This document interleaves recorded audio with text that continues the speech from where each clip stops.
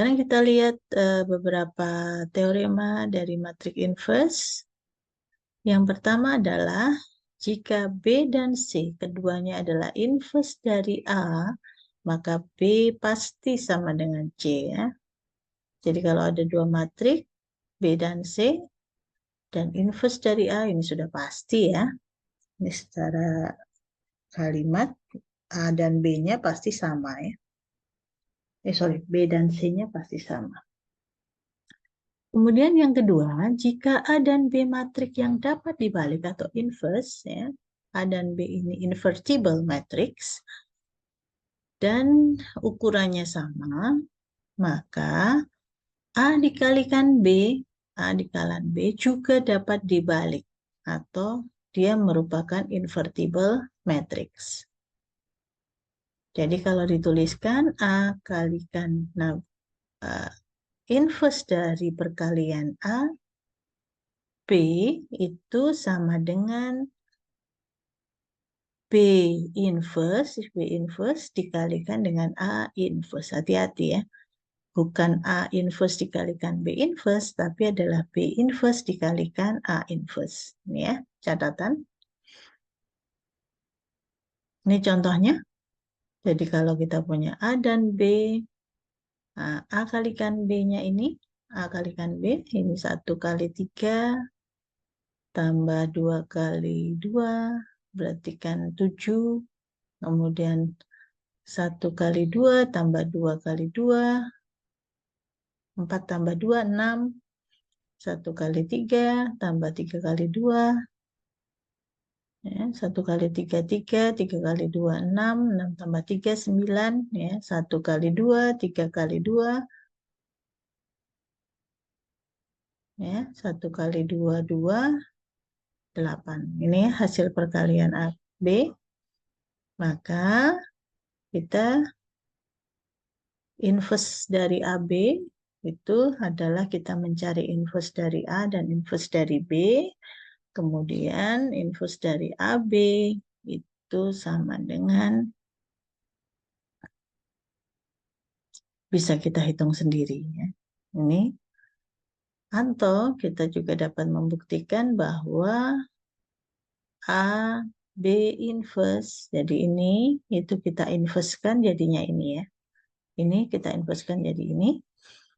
Kemudian kalau kita hitung berdasarkan nilai dari inverse A dan inverse B, seperti ini. B inverse dikalikan A inverse, ini B di sini, A di sini, maka dia hasilnya ternyata sama. Gitu ya. Ini bukti dari teorema inverse yang kedua.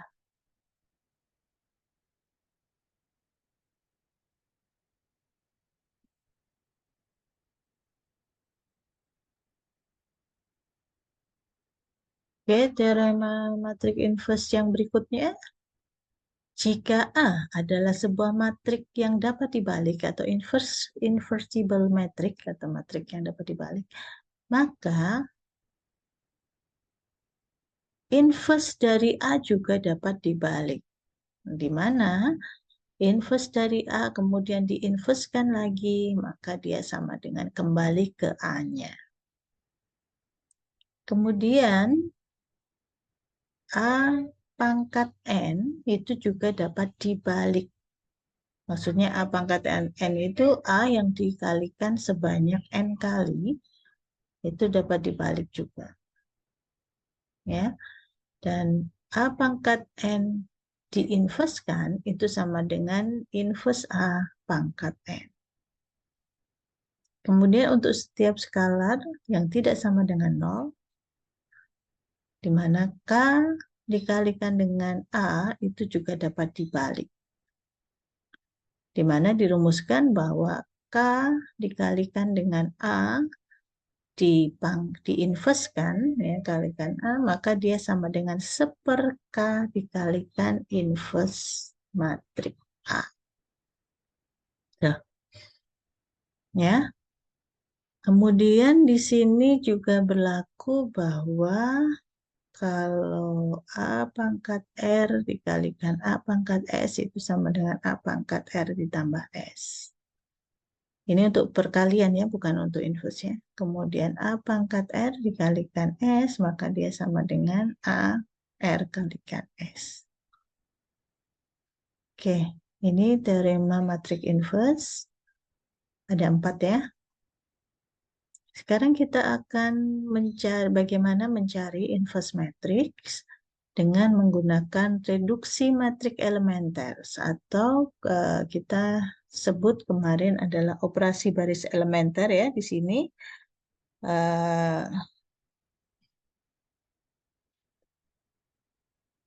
Jadi caranya bagaimana? Jika kita mau mencari matrik diketahui adalah matrik A seperti ini, lalu matrik identitasnya yang bersesuaian. Jadi kalau di sini N kali N, ya berarti matrik identitasnya juga N kali N.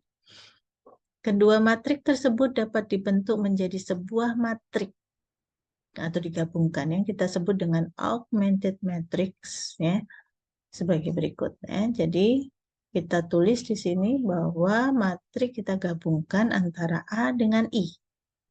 A dengan I. Ya, kita pisahkan misalkan dengan tanda. Ini hanya pemisah ya.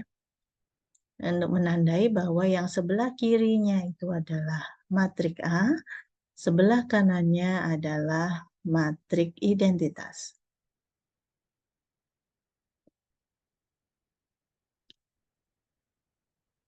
Oke. Nah, kita lihat contoh kemudian dengan menggunakan operasi baris elementer, matriks A direduksi menjadi I. Jadi tujuannya adalah kita akan membuat matriks A ini menjadi sebuah matriks I. Nah, akibatnya nanti matrik I-nya juga akan menjadi inverse-nya. Nah, ini sehingga inverse-nya kita peroleh dari bagian matrik I-nya. Kita lihat contoh ya. Kita punya A seperti ini, 1, 2, 3, 2, 5, 3, 1, 0, 8. Maka kita akan pertama-tama membentuk ini menjadi matrik augmented-nya. Ini yang A-nya, ini adalah I-nya. Nah, sekarang dengan operasi baris elementer, kita akan mereduksi yang pertama. Nah, ini kita buat kolomnya ini ya, kita lihat ya. Kita mulai di sini. Nah, ini kebetulan yang di sini itu sudah 1. Jadi, kita bisa langsung mereduksi bagian yang di bawah di sini ya, menjadi 0, 0 ya. Sehingga diperoleh seperti ini. Ya, yang tadi di bawahnya menjadi 0, 0. Caranya gimana? Caranya adalah dengan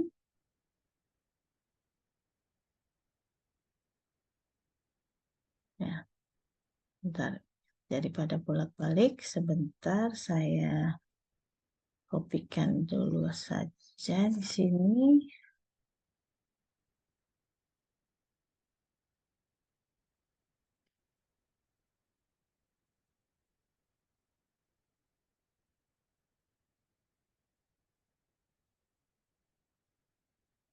Ini saya taruh di sini ya, biar tidak bolak-balik. Ya, ini asalnya ya.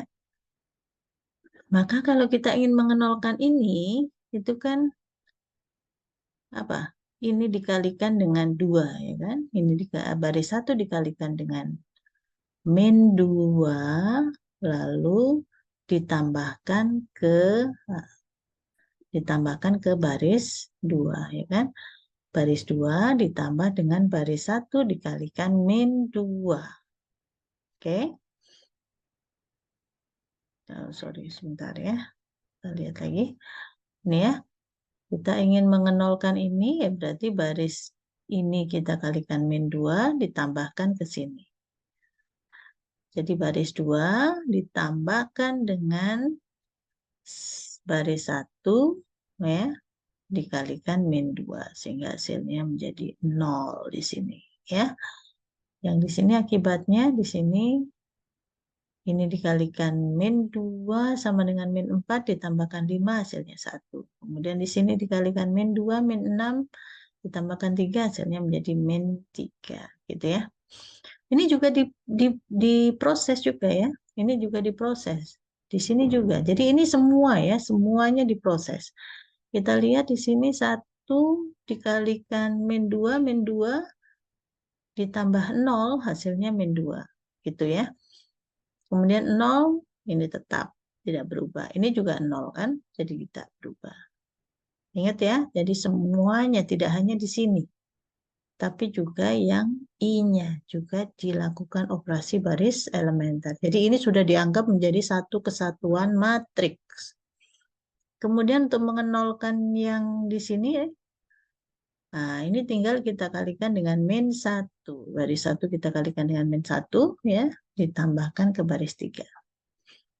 Baris ini kan dikalikan min 1 hasilnya ditambahkan ke 1 jadi hasilnya 0 yang di sini dikalikan min 1 min 2 ditambahkan 0 hasilnya min 2.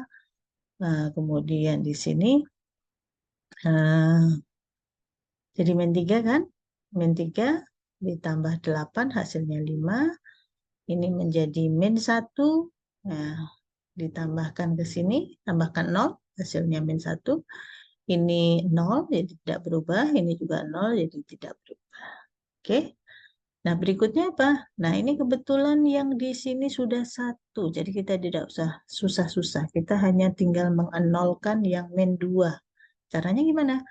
Ini kita kalikan 2. Jadi baris 2 semuanya kita kalikan 2. Oke ya, kita kalikan 2. Nah, ini. Jadi baris 3 kita tambahkan dengan baris 2 dikalikan 2. 2 kali 1, 2 ditambah min 2 hasilnya 0. Ya kan? 2 kali min 3 berapa? 2 kali min 3 min 6 ditambahkan 5 hasilnya min 1. 2 kalikan min 2 min 4 ditambahkan min 1 hasilnya min 5. Jadi ini semua ya. Ini dikalikan min 2, dikalikan 2 ya. Tadi dikalikan 2 sama dengan 2 ditambahkan 0 hasilnya 2. Ini 0 jadi tidak berubah. Oke. Setelah ini apa yang kita lakukan?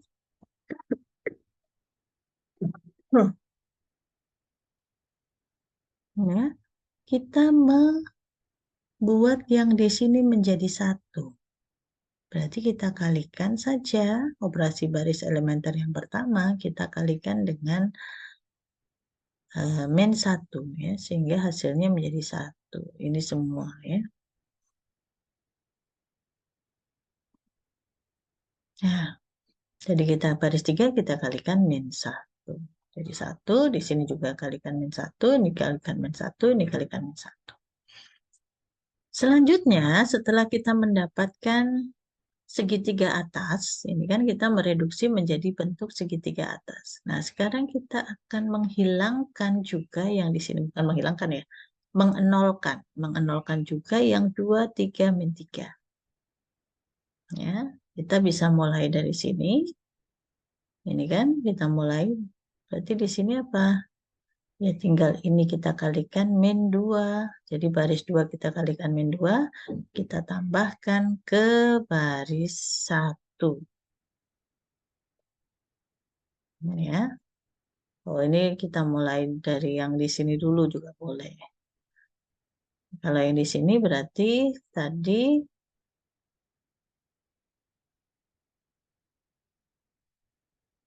yang di sini kita hilangkan. Berarti yang untuk menghilangkan di sini kita kalikan baris 3 dengan 3.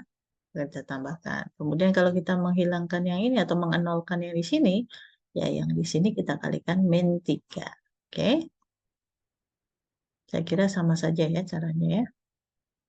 Nih, sehingga kita dapatkan seperti ini. Dan ini juga akan berubah ya, seiring dengan operasi yang di sini. Selanjutnya, yang mengenolkan yang 2 ya, mengenolkan yang 2 Nah, berarti ini kita kalikan dengan baris 2, kita kalikan dengan min 2. Kalikan dengan min 2, maka hasilnya kita masukkan ke sini. Nah, sekarang yang sebelah kiri, bagian A, ini sudah berubah. Kita sudah mereduksinya menjadi sebuah matrik identitas. Oke, sehingga yang kanan inilah matrik inverse-nya. Atau bagian I-nya berubah menjadi inverse metrik.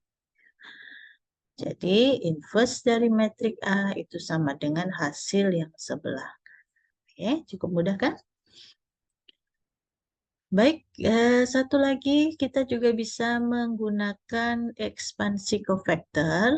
Nah, di sini sebuah matrik yang dapat dibalik, gitu, matrik A. Jika dapat dibalik, maka dia sama dengan 1/determinan A. Nah, tadi yang rumus itu dibalik-balik itu sebenarnya dia merupakan adjoint dari A. Apa itu matrik adjoint? Matrik adjoint adalah transpose dari matrik cofactor. Nah, ini. Berarti nanti untuk mendapatkan matrik A-1, kita harus mencari matrik cofactor. Matrik cofactor diperoleh dari, nah, biasa diingat lagi di pertemuan sebelumnya. Nah, coba lihat ya. Nah, kan? Di pertemuan sebelumnya kemarin,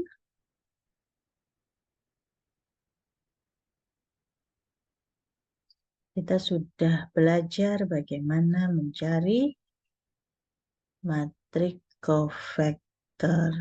Nah, ini minor dan cofactor. Jadi kalau kita mau mencari cofactor, ya kita harus mencari minornya terlebih dahulu seperti ini. Kemudian kita mencari cofactornya. Ini saya nggak perlu mengulang ya. Nah, itu jadi langkah pertama untuk menghitung dengan menggunakan ekspansi cofactor, ya kita harus mencari minor dan cofactornya. Ya, misalkan contohnya seperti ini, maka kita akan mencari matrik cofactor dari A dulu, nah, dengan mencari minornya, kemudian kita dapatkan cofactornya.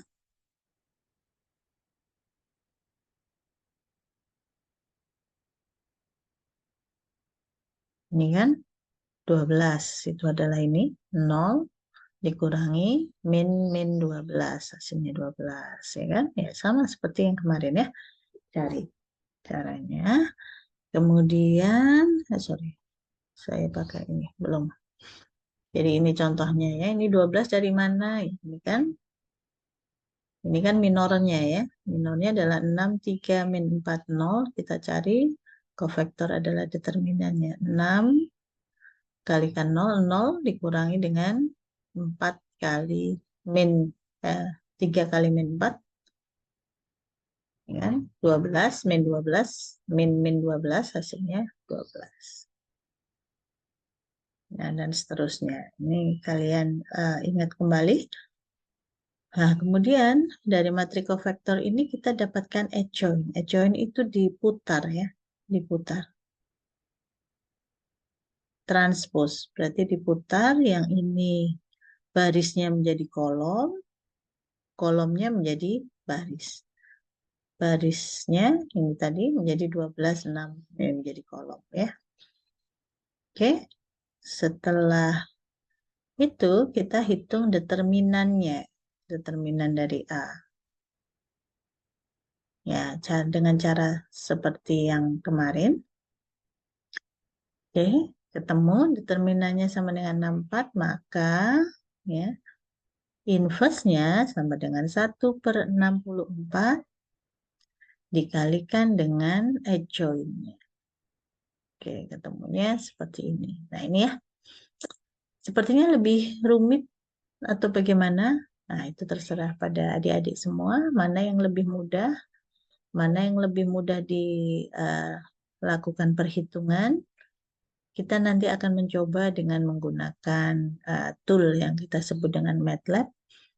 Nah, sebelumnya nanti adik-adik persiapkan untuk menginstal. Saya sudah berikan link untuk belajar mula-mula ya untuk MATLAB-nya, apa itu MATLAB. Saya berikan juga videonya. Silakan dicoba. Nanti kita akan mencoba melakukan inverse metrik dengan menggunakan beberapa teknik, mana yang lebih cepat, mana yang lebih mudah. Oke? Seperti ini adik-adik, jadi kita sudah mempelajari mengenai inverse metrik, bagaimana apa sifatnya, bagaimana mendapatkannya dengan menggunakan dua cara, mana yang adik-adik lebih cepat,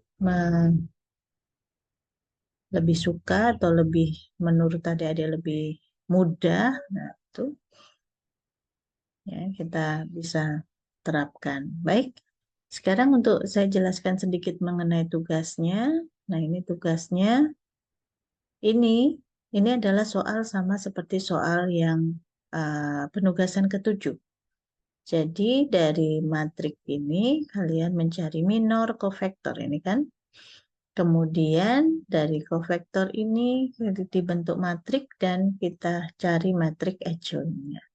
Kemudian menentukan determinan. Kalau hasilnya kemarin sudah ada bisa langsung saja digunakan. Ditulis ulang ya. Kemudian ini determinan. Nah, setelah itu ketemu inverse-nya. Kemudian kalian diminta mencari inverse dari ini dengan reduksi matriks elementer. Kemarin kan sudah mencari sampai determinan, nah itu bisa digunakan untuk melanjutkan untuk mendapatkan inverse-nya. Nah, dan ini kita coba yang lebih besar dengan reduksi baris elementer ya. Ini untuk ukuran, oh sorry, ini ukurannya 5x5, saya ada salah. 5x5 yang di sini maksudnya. Dan ini nilainya seperti ini. Dikumpulkan minggu depan. Terima kasih atas perhatiannya. Kita akan bertemu lagi di pertemuan berikutnya. Assalamualaikum warahmatullahi wabarakatuh.